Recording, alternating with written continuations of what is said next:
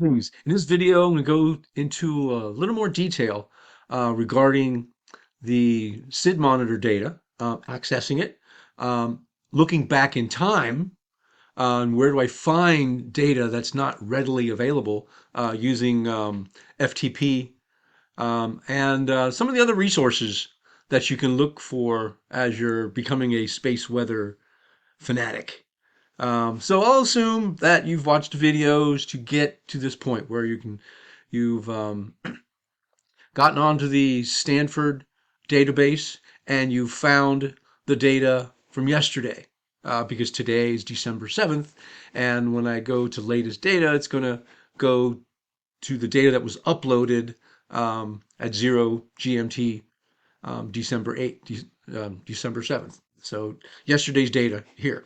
So you can use these different links here. What's happening on the sun right now. This looks at the GOES satellite image, and here it is. If I want to see yesterday's data, I can go here to the 3-day forecast. Um, December 6th is right here. So I can kind of click and drag. And now I can look at, looks like we have a couple of different events here. Well, a lot, good number of flares yesterday. And if I look at the data, oh yeah, it was a nice day. There's a big flare here. Looks like another one here, another one here. These at night I'm not going to pick up because they're on the other side of the earth. And it's nighttime here in Cincinnati. And although the signals could get here, the F layers is such that it's not very consistent. So, but I can look at these C events. This is pretty strong. Well, too bad there's an M event here. It looks like in the during sunset, which might be hidden within here. Let's see, this one here, this C event looks like let's see, here's 1800, so that's going to be about 19, 20, 1900 hours or so. So I'll go back to the Go site, and there it is right there. That's this one in here. Looks like here's one at 1400, one at 1600 hours, 14 and 16. That would be these here. So here's that dashed line for 18 um, and backwards. So here's 12 over here, 13, 14, 15, 16, 17, 16, 17. So that's these two over here. So you can go back and forth. Unfortunately, you can't really. Here's the data for today. It tells you the amount of energy for that flare right there, integrated flux. So that is actually taking for those that know calculus, taking the watts per meter squared here on the y-axis and the time here on the x-axis and integrating like the area under the curve. So that's how they get those units of joules per meter squared. That's basically the energy in joules per meter squared that's hitting due to that flare. Um, so if you want to get that data or see what sunspot did that come from, what other things can I find? Because when I go to, let's see, current solar images, that is going to look at the solar dynamics observatory. You can look at the different frequencies, but again, this is today. You'd have to go back and browse the data um, and look for a different date. If I look at the current flare catalog, that's going to open up a link that gives me a lot of a text file. Um, and I can look into the details of this text file for current. So I'd have to go back to current. So let me go back and change this up to the Go satellite up to the current date. So 1 day. So there's the current date. So it looks like we have a flare here around 1 o'clock or so, a little guy here. These are going to be in the evenings. Let's see. So let me go back to this here. Let's see what we can find. 7.6 at about 6 o'clock, 0600 GMT. Let's look for that one here. 600. There it is right there. That's this one here.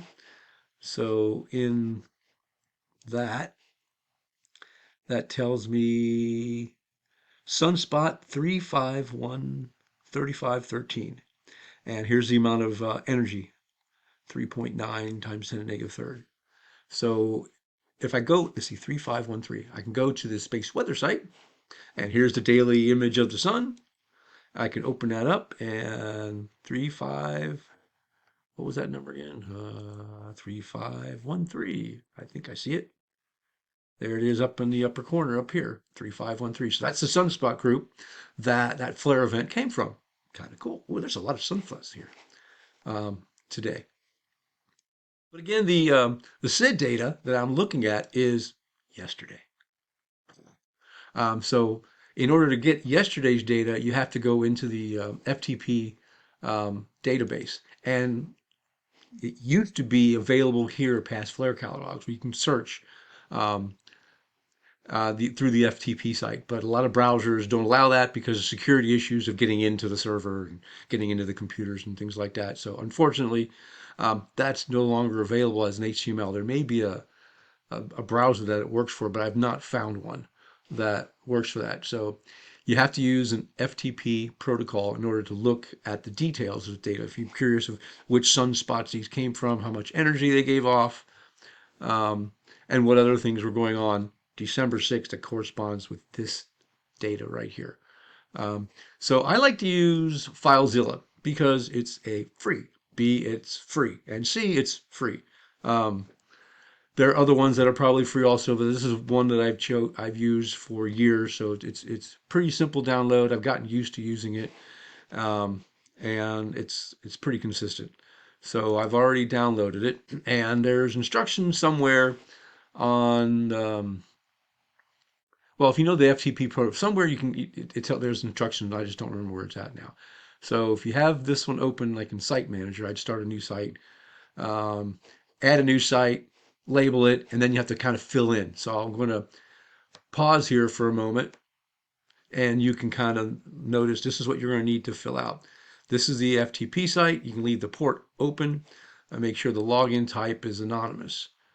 That's simple as that, and then connect. It'll connect to the data. Now, to make it easier, um, you can go into a specific. So this is like the FTP database. It's the first folder is pub, and there's a lot of folders underneath that. So if you leave this blank, it'll just go into the pub folder. That's all you'll see. And I have a specific directory I've assigned if I want to move data over to my computer to look at it. So basically, this is what you need. I'm going to hit connect. Cross my fingers, it's going to work today. And I just left this open. This is fine. This is actually port 21. I might be able to fix that. Probably should, but it works and I'm not going to touch it. So over here on the right side are all the different um, files that you can pull through. So there's the different weather alerts that you have, and it goes back in time. Um, some will go back like this one, 2000. Some will be like dead. They don't work anymore, or there's no more data going into them anymore. So you have to just be kind of careful. There's a lot of things on forecasts, magnetometers, and K indices and other things. So if I went up, this is what I meant, pub. If you left that one remote blank, it would go to this um, folder option, and I would just double click on it. And now I just want to go look at indices and events. And these are going to be those events for the GOES satellite. That same website I showed a minute ago that has this, it'll be this text file essentially. So now I need to find the date for yesterday. And you can see that 2015 is where this basically starts. And there's places to look for um, even older data somewhere in here, but there's just a limit. So I want 2000 there, 2023, 12/16, so I can move that over. If I double click, it transfers it over here to my computer, and here it is right here.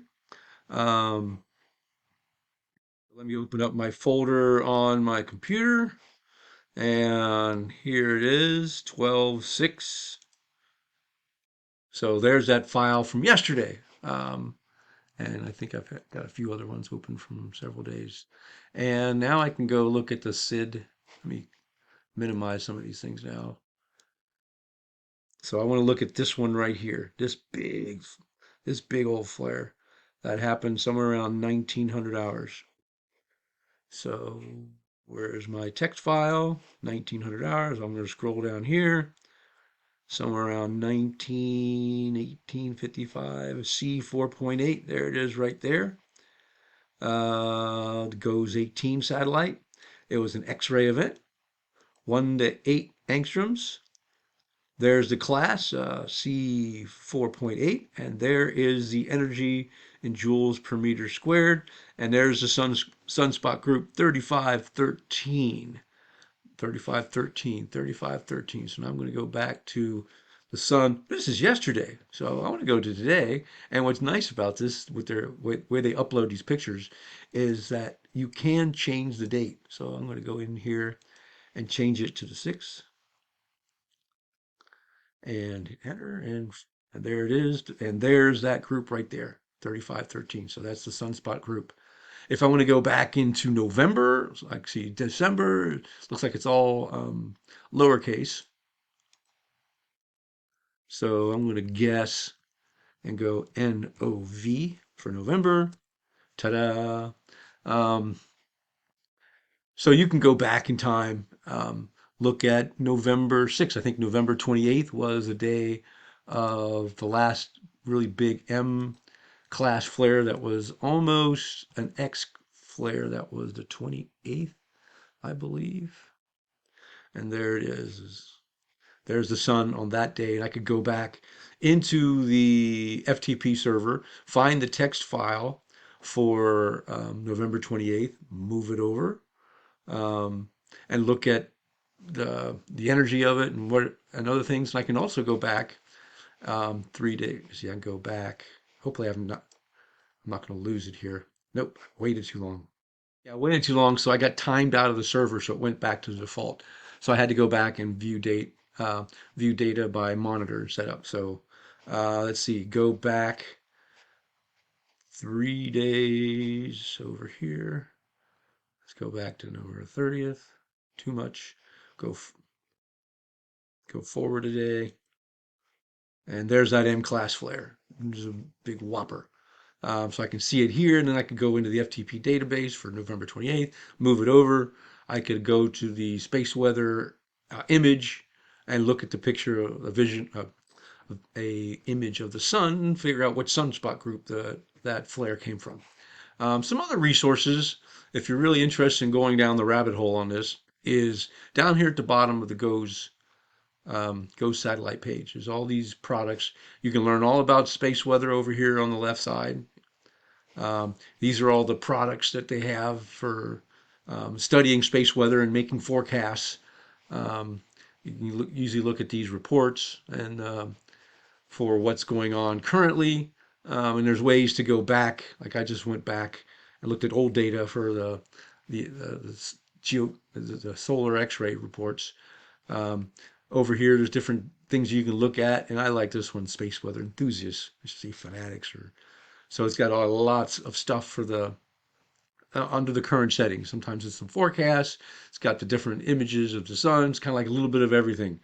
Looking at the auroras, the different ways of things that they're measuring with the magnetometers, how many electrons and protons, looking at cosmic rays, looking at the D region prediction, what they're expecting it to be. And you have your sunspot progression and so forth. It's very, very interesting. Um, and I hope you enjoy learning about space weather, or just continuing, just being aware of the surroundings. I think that's it. There is a PowerPoint available that goes through another example on slide by slide for a different date on using the FTP database to access data that you can no longer see, because the SID monitor will upload usually the day before data, yesterday's data. All right, thanks, and have a great day.